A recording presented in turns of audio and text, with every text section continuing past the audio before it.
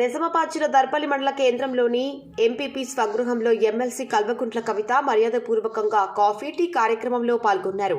కార్యక్రమంలో ఎంపీపీ నల్లా సారిక హనుమంత్ రెడ్డి, స్థానిక సర్పంచ్ ఆర్మూర్ పెద్ద బాలరాజు, ఇందల్వాయి జెడ్పీటీసీ సుమన రవిరెడ్డి, టీఆర్ఎస్ నాయకులు, కార్యకర్తలు తదితరులు పాల్గొన్నారు. నిజామాబాద్ రూరల్ రిపోర్టర్ సురేందర్, దృశ్యం న్యూస్.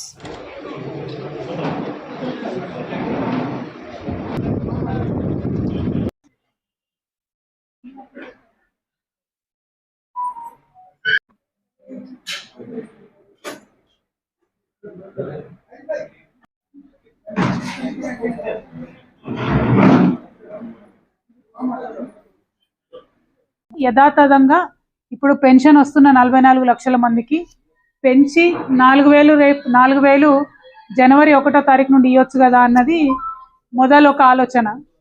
దాన్ని సూచన చేస్తూ ఉన్నాం ఈ ప్రభుత్వానికి. రెండవదేమో నిరుద్యోగ భృతి 4000 ఇస్తామని చెప్పిండ్రు, కానీ వాళ్ళు వచ్చిన అప్లికేషన్లో ఎక్కడ నిరుద్యోగ భృతి కాలం లేదు. కాబట్టి నిరుద్యోగ భృతి కాలంని కూడా యాడ్ చేయవలసిందిగా గవర్నమెంట్ని కోరుతూ ఉన్నాము. మూడవది 2200 యూనిట్ల లోపు కరెంటు ఉంటే, కరెంటు బిల్లు వచ్చే వాళ్ళు అయితే బిల్లు కట్టాల్సిన అవసరం లేదని చెప్పి ప్రభుత్వం నుండి పటేల్ రమేష్ రెడ్డి గారు చెప్తా ఉన్నారు. కాబట్టి అట్లా బిల్లు కట్టకుండా ఉండవలసిందిగా అందరినీ కోరుతా ఉన్నాం. ఎందుకంటే 200 యూనిట్ల లోపే మనకు బిల్లు వస్తుందని కాన్ఫిడెన్స్ ఉంటే జనవరి 1వ తారీఖు నుండి బిల్లు కట్టకుండా ఉండాలని ముఖ్యంగా మా నిజామాబాద్లో ఉన్న పేద ప్రజలందరినీ కూడా కోరుతా ఉన్నాం. వీటన్నిటికన్నా మించి ఏంటంటే ఈ అన్ని సమస్యలకు మూలం రేషన్ కార్డులు అనేటటువంటి విషయం గత ప్రభుత్వంగా మేము కూడా అంగీకరించి ఎన్నికల సందర్భంలో మేము కూడా చెప్పింది ఏంటంటే మేము మళ్ళీ అధికారంలోకి వస్తాం, రాగానే మొదలు రేషన్ కార్డులు మంచిగా చేస్తామని చెప్పినాం. సో ఈ ప్రభుత్వాన్ని కూడా మేము రిక్వెస్ట్ చేసేది ఏంటంటే ముందు పెండింగ్ ఉన్న రేషన్ కార్డులు ఫస్ట్ ఇచ్చేసి మిగతా పథకాలన్నీ ప్రారంభించాలని చెప్పి మేము రిక్వెస్ట్ చేస్తూ ఉన్నాం.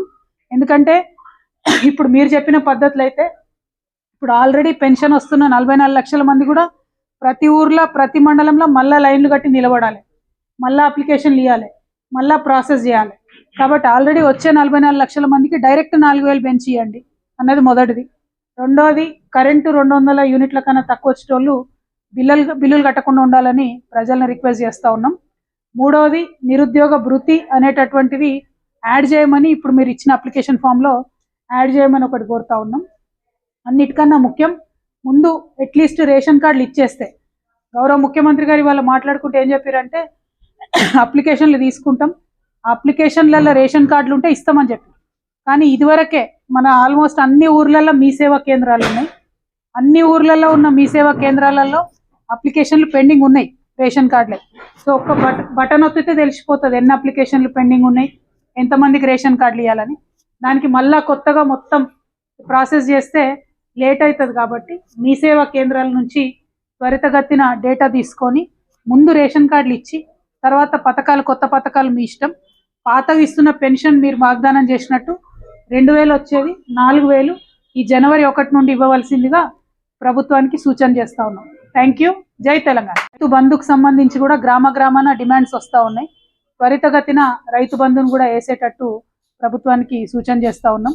ఏమన్నా అంటే మేము మరి ఇయాలనే వచ్చినాం కదా, 20 రోజులు కాలేదు కదా అంటున్నారు.